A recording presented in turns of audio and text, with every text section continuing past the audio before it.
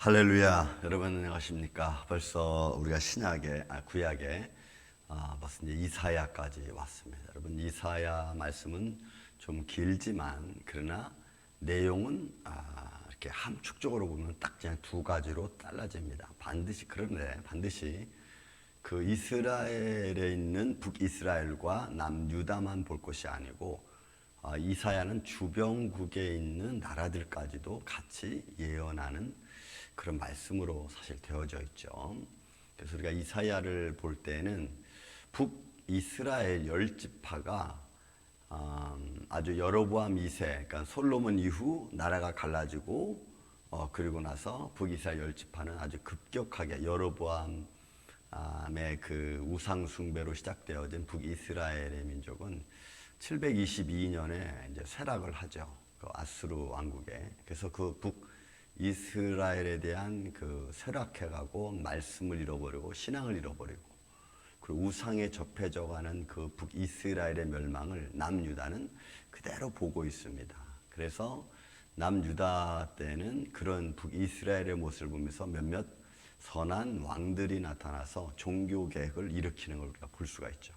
그래서 그 종교 계획을 일으키는 왕들 중에 뭐 요시야 왕이라든지 히스기야 왕이라든지 아사 왕이라든지 뭐 이런 사람들은 종교계획을 일으켜서 나라를 다시 한번 세우려고 막 애를 쓰지만 그러나 근본적으로 갖고 있던 이스라엘 백성들의 소위 말해서 불평 그리고 어떤 산당 제도들은 결국 이스라엘의 신앙을 이렇게 무너뜨리는 결과를 만들어냅니다. 그래서 우리는 이사야를 볼 때 반드시 우리가 꼭 봐야 될 것이 있습니다. 읽으면서 그 이스라엘 백성들이 하나님의 뜻을 고의적으로 하나님의 뜻을 실행하지 않습니다. 그러니까 그들이 가서 하나님 앞에 제사를 드리고 예물을 드리고 하는 것도 그것이 다 그냥 형식에 치우쳐버리고 마는 거예요.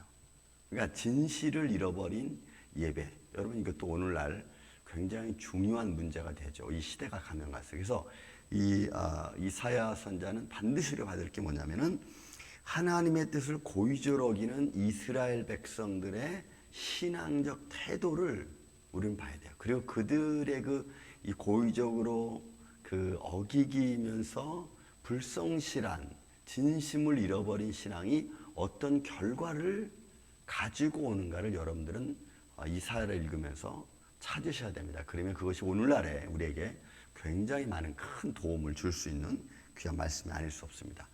더불어 초대 제가 말씀드렸듯이 그 북이스라엘과 남유다가 멸망하면서 그 주변에 있는 국들에 대한 심판도 동시에 이사야가 선포하고 있다는 것도 여러분 우리가 봐야 됩니다. 그 이유는 하나님의 백성들을 괴롭히고 하나님의 백성들을 대적하고 하나님 백성들에 대한 침노를 당한 자들에 대한 하나님의 심판도 결국은 그냥 지나가지 않는다는 거예요.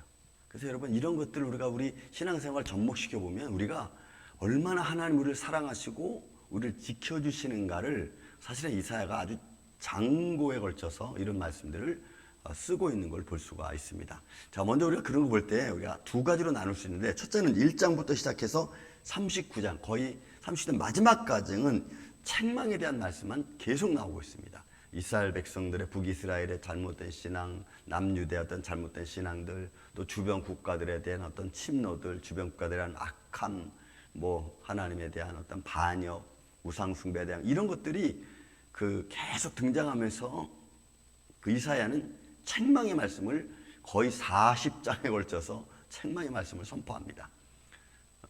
책망의 말씀의 핵심은 요거죠. 내게로 돌아오라 라는 것이 핵심입니다.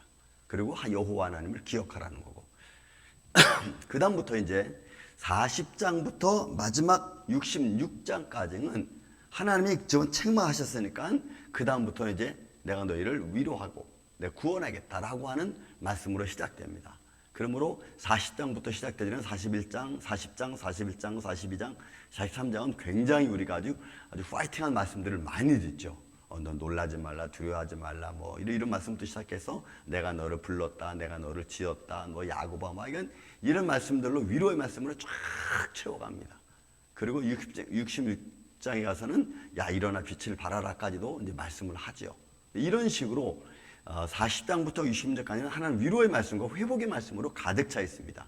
그러니까 여러분 우리가 하나님 말씀을 제대로 지키지 않으면 거기에 대한 하나님의 심판이 있고 또 그 심판에 사용되는 도구인 그 이웃 나라도 결국은 하나님 멸망을 받고 그리고 하나님 말씀을 끝까지 지킨 백성들은 하나님이 끝까지 회복하시고 구원하신다는 말씀이 사실 이사야의 핵심입니다.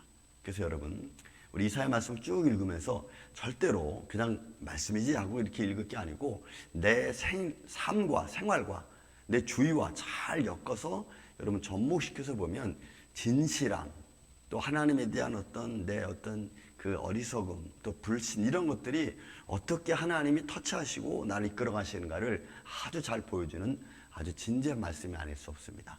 여러분 전반부는 책망, 후반부는 위로의 말씀입니다. 우리의 삶 속에서도 하나님의 책망 속에 하나님 위로와 회복이 있다는 것을 믿으시고 이번 이사야를 읽으시면서 기쁨으로 충만한 하나님의 손길이 함께하는 여러분들의 심령 되시기를 예수님의 이름으로 축원을 드립니다.